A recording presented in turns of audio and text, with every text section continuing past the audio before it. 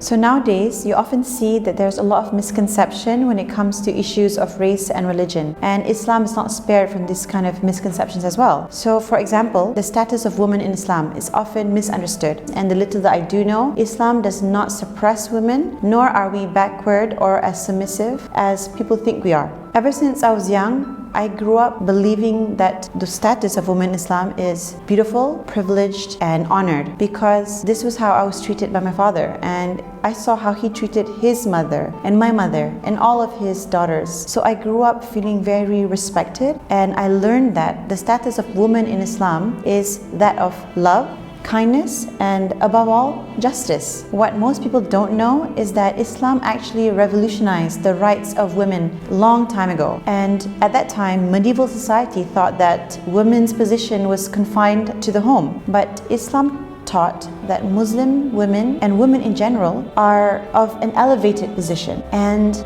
they deserve honor and respect just like their male counterparts. So Islam provided same status to women as compared to men in terms of their spirituality, and in the eyes of Allah, we are esteemed just like men are. And so you can see how progressive Islam is from this sense, that women and men are just the same in terms of their spiritualities and spiritual standing. But it is unfortunate that some men are not able to practice this very fundamental aspect of Islam. But it is important for us not to equate the actions or misbehavior of some men as that reflecting the true Islamic principles. For example, when I was young, I did think that some Islamic laws seemed to be unfair, but I knew that I shouldn't just talk about it to everyone else without further seeking clarification. So I had asked my father at the age of 7 years old why daughters received less portion of inheritance than sons. And my father had explained to me that this is not because women are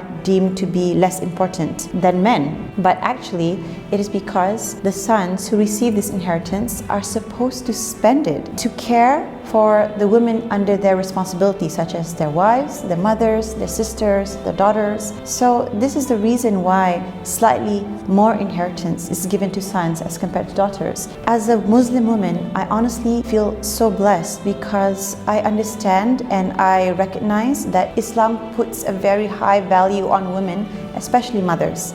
Because nowadays society seems to put down mothers, especially stay-at-home mothers, as though they don't have any positive contribution to the country, whereas they are the ones who are doing the most important job in the world, which is raising the future generation. So Islam recognizes the special status of mothers, and it is said that for every drop of milk that we feed our child, we get pahala for that. And if a mother were to not sleep at night because she was taking care of her sick child, she gets pahala or reward as though she had freed 20 slaves. So all of this actually shows that in Islam, women are very much respected. So much so that it is said heaven is under the feet of mothers. So doesn't this prove that Islam highlights, values, and respects women? So I feel unreservedly proud to be a Muslim woman, and although many people feel that women in Islam are submissive and restricted, but I have never felt restricted in my marriage or in my family life. And in fact, it is my religion and my family that sets me free.